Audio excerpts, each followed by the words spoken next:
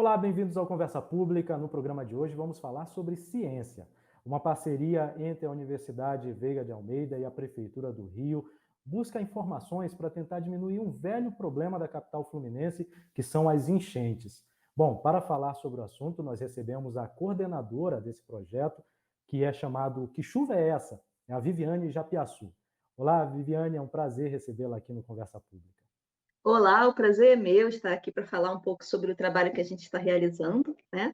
É, Unir ciência, né? A academia trabalhar junto com o poder público e a sociedade civil é fundamental para que a gente consiga evoluir nos processos e colocar a ciência a favor da melhoria da qualidade de vida e da promoção das cidades mais sustentáveis e resilientes. E é nesse caminho que a gente tem buscado conduzir o projeto Que Chuva é Essa, né? Bom, então para a gente começar, eu gostaria que você já falasse, explicasse para a gente de forma mais detalhada o que é o projeto Que Chuva é Essa? Olha, o projeto Que Chuva é Essa? Ele nasceu em 2017 na Universidade Veiga de Almeida, no Rio de Janeiro. Eu criei o projeto como um desdobramento das minhas pesquisas do doutorado, né? Eu terminei o doutorado em 2016, estudando políticas públicas para redução de riscos de inundação.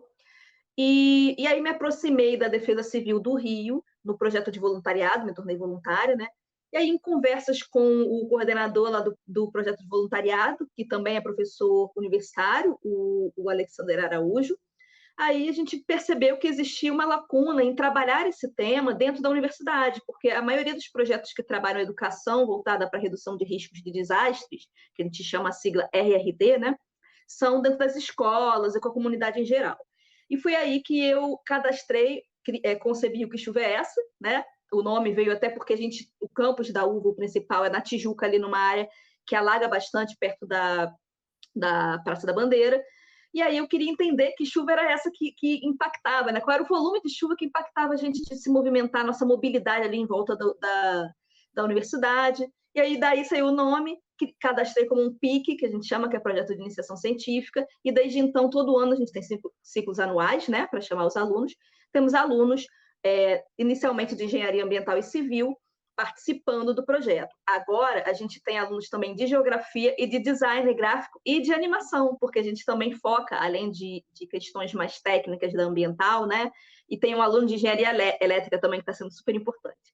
A gente também trabalha com divulgação científica sobre os conceitos e os riscos, né, associados à chuva no ambiente das cidades.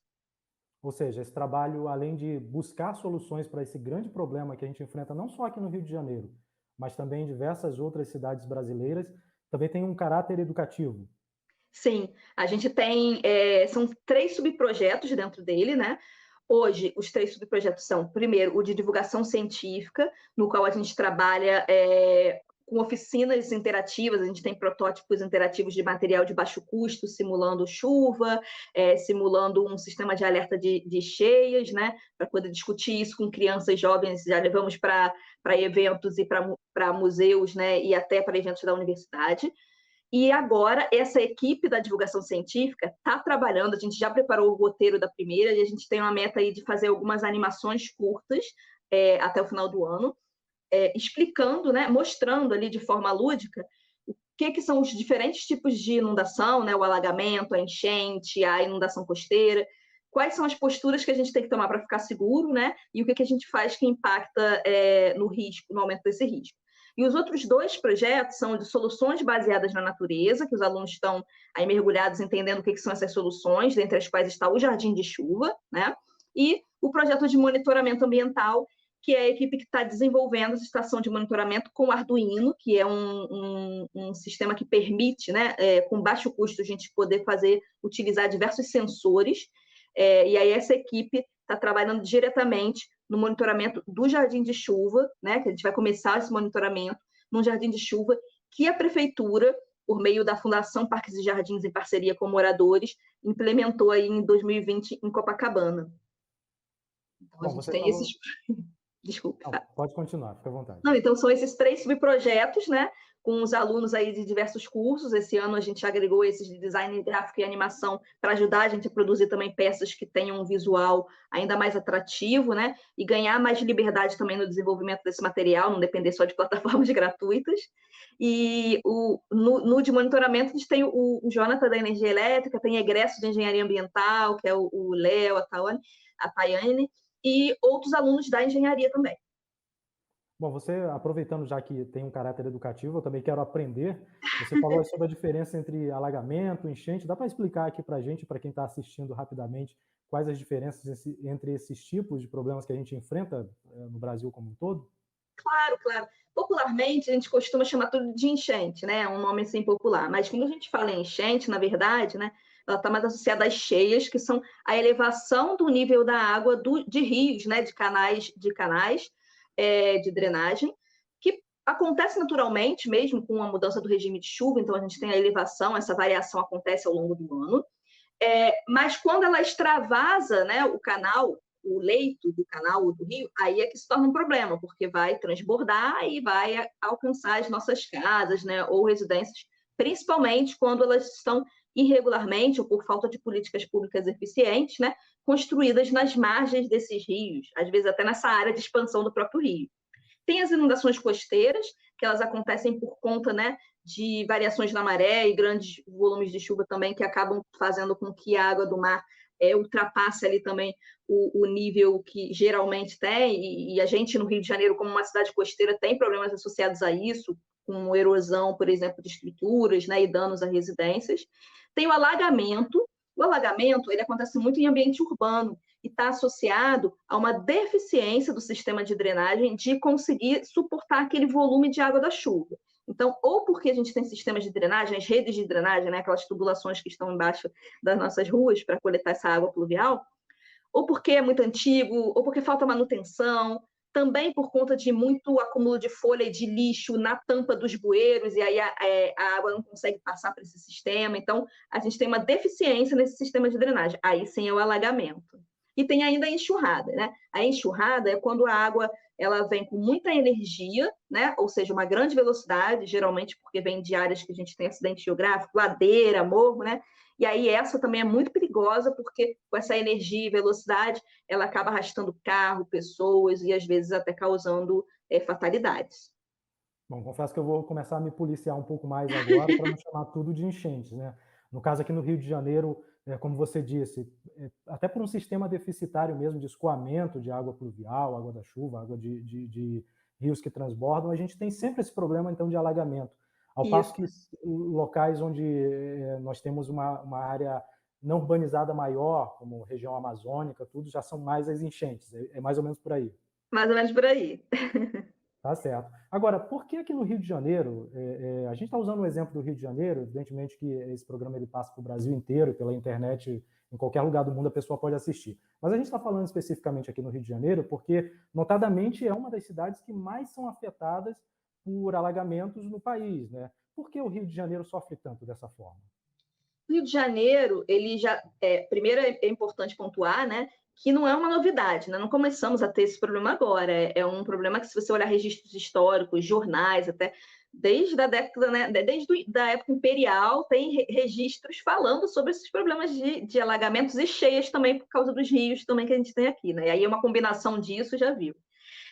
Por conta da geografia da cidade. A gente tem uma cidade que ela tem muitos acidentes geográficos, então a gente tem morros e os três maciços, então o tempo todo a gente tem altos e baixos. A gente tem a questão costeira também, né, das praias, que favorece a entrada aí de algumas massas, e além também da proximidade de determinadas cadeias montanhosas que favorecem outros tipos de chuva, né? Então a gente tem essa característica do próprio território que já favorece esses fenômenos. Quando a chuva forte, né, chuva intensa, um grande volume de chuva em pouco tempo acontece, por conta já das características da nossa cidade, e encontra uma cidade onde a grande, né, intensa ocupação urbana, em áreas onde essa água iria se acumular, nas áreas baixas, né, perto dos rios, aí não tem muito o que fazer, né, ela vai alagar. Então, a gente tem que trabalhar com o que a gente chama de resiliência, que é se adaptar e ter sistemas capazes de informar a população como ela vai ficar segura, ou construir estruturas de engenharia, como, por exemplo, o que eles chamam de piscinão, né, que são reservatórios de retenção ou detenção, e, mais recentemente, o mundo todo está trabalhando também para incluir nesses processos e nessas medidas de redução de riscos de desastres as soluções baseadas na natureza, que são soluções onde a gente combina arquitetura, engenharia, né, com a própria dinâmica dos recursos naturais, aproveitando essa dinâmica para melhorar a nossa cidade e minimizar problemas como os alagamentos. Com conversa pública, hoje falando sobre um projeto muito interessante, fruto de uma parceria entre a Universidade Veiga de Almeida e a Prefeitura do Rio de Janeiro, que busca diminuir os impactos de enchentes e alagamentos aqui na cidade maravilhosa. Conosco está a coordenadora desse projeto, que é a Viviane Japiaçu. Viviane, você vinha falando no bloco anterior sobre tentar juntar, né, aspectos técnicos, científicos, de engenharia também com soluções da própria natureza, né? Eu acho que um exemplo grande disso são esses jardins de chuva, que um deles está sendo monitorado pelo projeto. Eu queria que você falasse qual a importância e quais lições, quais ensinamentos esse jardim de chuva pode dar nesse projeto e trazer para a cidade para que a gente tenha cada vez menos problemas com as chuvas que atingem sempre o Rio de Janeiro. Certo. Bom, o jardim de chuva, ele é o que a gente chama de uma estrutura de biorretenção, que é o quê?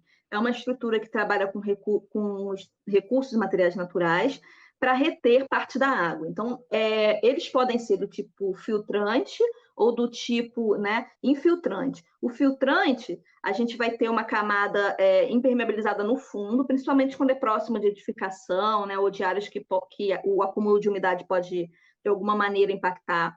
E o infiltrante é aquele que a gente não impermeabiliza o fundo e deixa a água passar pelas camadas do jardim de chuva e seguir o seu caminho pelo solo, né? Então, o que a gente faz com o jardim de chuva? A gente pega uma área, pode até ser uma área que já fosse um jardim comum, ou melhor ainda, quando a gente quebra concreto, que é uma área completamente impermeabilizada, numa calçada ou num terreno, e transforma nesse jardim de chuva. A gente pega essa área, remove o solo que está ali, que tem uma determinada capacidade de infiltração da água, né? E substitui por camadas que vão facilitar essa passagem da água. Então, existem várias possibilidades de estruturação dessas camadas. Esse, por exemplo, lá de Copacabana, né, que foi implementado recentemente, que vai trabalhar com uma camada, geralmente com pedras de maior porte no fundo, né? Depois brita, e aí areia, e então, em cima da areia, o solo fértil efetivamente para você colocar a vegetação. Nesse caso desse jardim, eles colocaram também, entre as camadas, o que eles chamam de sombrite, né? Que é tipo uma telazinha para poder evitar a perda de material de uma camada para outra, né? Senão a areia vai parar ali, por exemplo, na camada de brita. E aí, quando a água passa por essas camadas, primeiro, ela encontra mais espaço para ficar ali, o que faz com que menos água se espalhe pela calçada, por exemplo, ou pela rua, podendo contribuir com a redução do risco de alagamento. E além dessa redução do risco de alagamento, né, pela retenção de água ali, o jardim de chuva também contribui, segundo estudos científicos realizados aí pelo mundo, para a filtração dessa água, fazendo com que a água que vai para o subsolo ou que vai para o sistema de drenagem seja uma água com uma maior qualidade. Ele é capaz, então, de reter parte dos poluentes que vêm por conta quando a chuva cai, né, sai arrastando todo tipo de poluentes do chão da cidade. A gente sabe que tem de tudo. Agora, esse estudo ele pode ser ampliado para outras regiões da cidade, porque a gente tem esse jardim em Copacabana, mas outras áreas, até mesmo com que talvez tenham mais incidência mesmo de chuvas, para que esse estudo seja mais intenso, podem ser levados para outros lugares também? Com certeza. Em 2019, eu participei de um curso, né? Foi quando eu comecei a me engajar mais nesse tema de jardim de chuva, até com algumas pessoas lá da Fundação Parque de Jardins e tal. E aí, essas oficinas que eu participei foram promovidas pela professora Cecília Herzog e pelo Pierre Martin, que são aí protagonistas desse tema. E a gente fez uma construção coletiva de um jardim de chuva lá na Fundição Progresso, do lado da Fundição Progresso, de frente para o Arcos da Lapa, né? Quebramos concreto, efetivamente, e transformamos em jardim de chuva. Isso pode ser feito em várias áreas, mas é preciso tomar alguns cuidados, tem algumas recomendações técnicas, por exemplo, evitar a área que tem muita circulação de pessoas, né? Porque as pessoas vão pisotear esse jardim e isso vai compactar o solo e impactar o desempenho. Áreas que sejam, assim, as áreas mais alagadas mesmo, né? Botar no meio do alagamento, por exemplo, não faz sentido, você tem que trabalhar retendo essa água antes dessa área. né? E a gente tem que observar, por exemplo, na cidade do Rio de Janeiro, tem a questão das redes subterrâneas, né? Então, sempre que a gente vai movimentar solo, tem que tomar cuidado com isso, para não estourar uma tubulação de gás, não encontrar uma tubulação elétrica e causar um acidente. Isso pode ser feito espalhado pela cidade, essa é a ideia, né? São Paulo, por exemplo, já tem vários. Nova York tem uma política pública aí com o objetivo de fazer milhares aí nos próximos anos. Então, porque a gente vê que essa é uma solução que contribui para reduzir esses riscos, ao passo que deixa a cidade mais bela, né, e mais harmônica, e essa que é a ideia, né, da solução baseada na natureza. Integrar as soluções para melhorar a cidade com também as soluções para melhorar a qualidade de vida de todos nós. Agora, existe uma perspectiva, digamos assim, otimista de que esse projeto ele seja realmente ampliado para a cidade, para que a gente tenha, além de uma cidade mais bonita, uma cidade que tem menos problemas com esses alagamentos que a gente vê todo ano. Esse é o objetivo da Fundação Parques e Jardins, né? Eles têm trabalhado junto com a Rio Águas, que é a fundação aqui da prefeitura que cuida dessa parte de drenagem, né? Justamente para buscar implementar os próximos nessas áreas que são identificadas como críticas. E aí, onde é que entra a gente, né? O projeto Que Chuva é Essa, nesse processo? A gente entra buscando monitorar esse jardim de chuva lá de Copacabana para conseguir traduzir em números, né, quantificar os benefícios que eles trazem, porque é sabido que o jardim de chuva tem esses benefícios, mas a gente conseguir quantificar isso em números é muito positivo até para a gente conseguir pensar em políticas públicas mais eficazes, né, e estruturadas baseadas em dados e não apenas na percepção, né? Então, o que a gente vai monitorar ali? Inicialmente, a gente conseguiu um infiltrômetro, que é um equipamento relativamente simples, que a gente coloca no solo e vai colocando água dentro dele, marcando o tempo de descida da água, né, ali seguindo uma determinada metodologia, para ver qual é a taxa de infiltração desse solo. Então, a gente vai monitorar aí essa taxa de infiltração no jardim de chuva por pelo menos um ano, até para perceber se ao longo do tempo ele não vai perdendo eficácia, né, e a gente conseguir contribuir também, indicando ao momento, de repente, de fazer uma manutenção. E também com a estação que a gente está montando, né, de monitoramento com Arduino, a gente pretende monitorar umidade do solo, umidade e temperatura do ar, e também alguns poluentes atmosféricos, para poder ver se ele tem realmente uma contribuição bastante legal com relação a serviços ecossistêmicos e melhoria da qualidade. Viviane, o projeto que você criou é de 2017, nós chegamos até 2020, temos aí um jardim de chuva que está sendo monitorado lá no Rio de Janeiro, aqui no Rio de Janeiro, lá em Copacabana. É um projeto relativamente novo, né?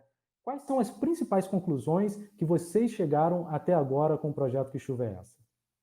Olha, as principais conclusões que a gente tem chegado é que as soluções baseadas na natureza, elas podem sim ser efetivas para a redução de riscos de desastres e que são viáveis desde que implementadas de forma colaborativa, ou seja, não adianta a prefeitura implementar, né, e a gente não ter uma adesão da comunidade se apropriando daquilo para poder ajudar no monitoramento, na melhoria, por vezes até arcar com parte do custo. É realmente uma abordagem que tem sido adotada aí pelo mundo de trabalhar em conjunto. Isso sob o ponto de vista das soluções baseadas na natureza.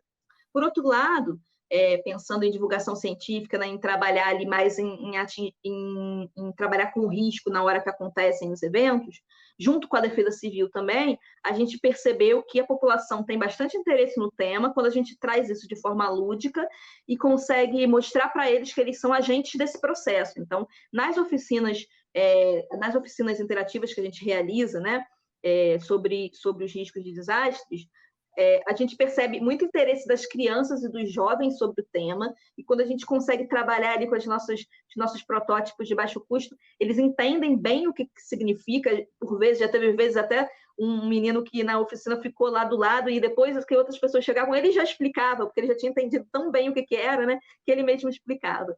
E adultos também se interessam. Então, é um tema que interessa a todos, quando a gente mostra para eles que pequenas ações que a gente faz em casa, no nosso dia a dia, podem contribuir para a gente reduzir esse risco e que cada um de nós tem a responsabilidade individual também de se manter seguro e seguir as recomendações do poder público.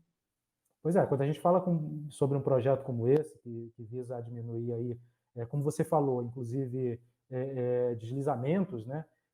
A gente tem que lembrar de várias tragédias que já aconteceram aqui no Rio de Janeiro, para usar um exemplo mais local, aqui na cidade onde nós estamos, como, por exemplo, o Morro do Bumba, na verdade, em Niterói, desculpa, estou até juntando as coisas, mas a gente já viu vários casos de grandes tragédias aqui no estado do Rio de Janeiro, na região serrana, aí, cerca de uma década atrás. Então, é um projeto que tem um objetivo muito ambicioso. Então, vale a conscientização das pessoas, porque não apenas os cientistas têm que fazer a sua parte, como é o seu caso, mas também as pessoas no dia a dia precisam ajudar a evitar esses grandes problemas, não é isso?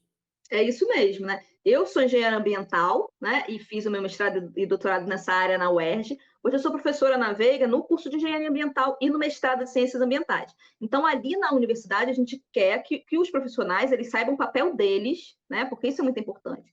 E não só esses da área ambiental, mas os outros também, que eles entendam como é que na atuação da profissão deles, nos projetos e nas ações, eles podem reduzir esses riscos de alguma maneira, porque em todas as áreas existe atuação dentro dessa temática.